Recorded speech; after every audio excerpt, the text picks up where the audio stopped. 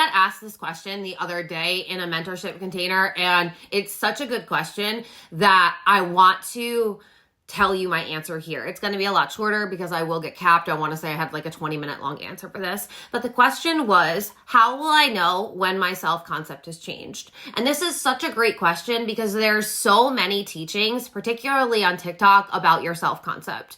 So what I need you to know is you will not question whether your self-concept has changed, because your self-concept, your identity, is the overarching piece of transformation. Your identity lives in your unconscious mind. So does your beliefs, your actions, your behaviors, and your habits.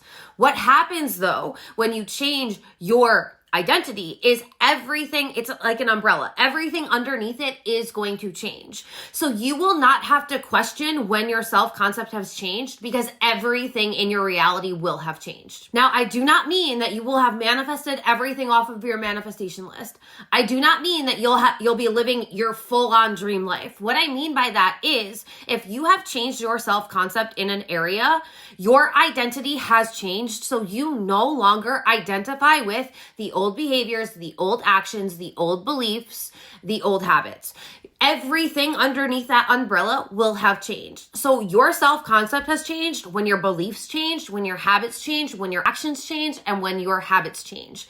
If these four things haven't changed, then you haven't actually changed at an identity level. Because when you have changed at an identity level, you are no longer available for the old beliefs, the old behaviors, the old actions, and the old habits. You are not available for that. So let me give you an example of what I mean, because I know a lot of people struggle with the inner work and understanding what it means. If you are somebody that wants to become healthier, but you currently do not identify as a healthy person, you are going to be inconsistent with your workouts. You are probably consuming a lot of sugary substances. You're probably not eating enough nutrient-dense foods. You're probably not moving your body enough. You're probably being very, very lazy with the foods that you're eating and with the drinks that you're drinking. You probably don't have a lot of self-control when it comes to saying no to things that are highly processed and terrible for you.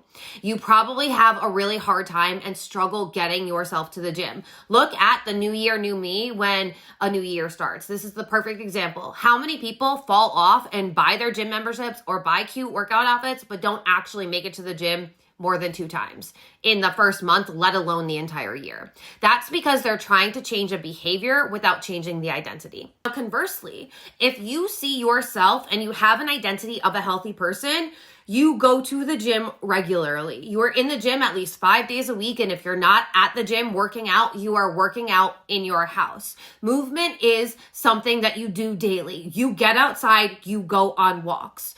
You are very diligent about what you're putting in your body. You have self-control. You drink a lot of water. You eat a lot of nutrient-dense foods. You probably take supplements. You are very mindful of the foods you're putting in your body. You're most likely looking at the label, looking at the ingredients. You're most likely not drinking soda. You're most likely not eating anything with processed sugar in it.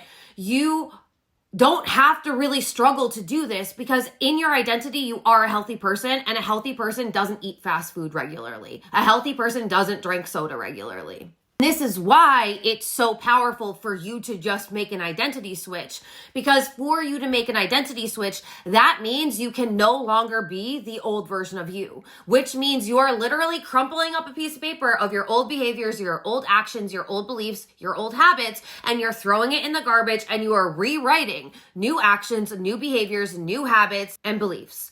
And what happens then is, once you start becoming this new version of yourself, taking these new actions, having these new beliefs, having these new behaviors, having these new habits, once you start doing this for a certain amount of time, it typically takes about 90 days. That's when it drops in at an identity level. Even if somebody says, hey, you want to go get Burger King for lunch? You would say, ew, no, I don't eat Burger King. And it wouldn't be something where you'd be tempted, like, oh, I really want a Whopper. I'm not saying that healthy people don't allow themselves to splurge. I am 99.9% of the time, I'm so healthy that if I decide that I want to eat something with sugar, I really like chocolate, then I'll do it. But do I say no most of the time? Yeah, because a healthy person doesn't give in to the things that are tempting to them. They actually have developed the part of their brain that develops when you do things that you don't want to do and you say no to things that are tempting to you. But unhealthy people have not developed that. So do you see how it's not a question of whether your identity has changed? Because when your identity changes, you change. Full on change. You are not the same person that you were 90 days ago. You need to be very mindful of your actions, your behaviors, your habits, and your beliefs all day long, every day, and ask yourself, do they align with old me or new me? Because until they align with new you to the point where you do not have to consciously think about doing those things, it is just what you do. Not every day a healthy person feels like going to the gym. They're humans too. They have lower energy. They have things going on, but they make themselves go, but they make themselves work out. They have this built in. So even though they do not want to, they will still do it because it's who they are. When you change who you are, you do not have to think about doing the things. It happens automatically. And on days where you don't feel like it, you might have to push yourself to go do it a little more, but it's still something that you're going to do. It's never going to be an option to not go. So when you change your self-concept, it's not a question of, did I change? If you're questioning, have I changed my self-concept? That's a clear indication that you haven't. It is blatantly obvious when you've changed your self-concept.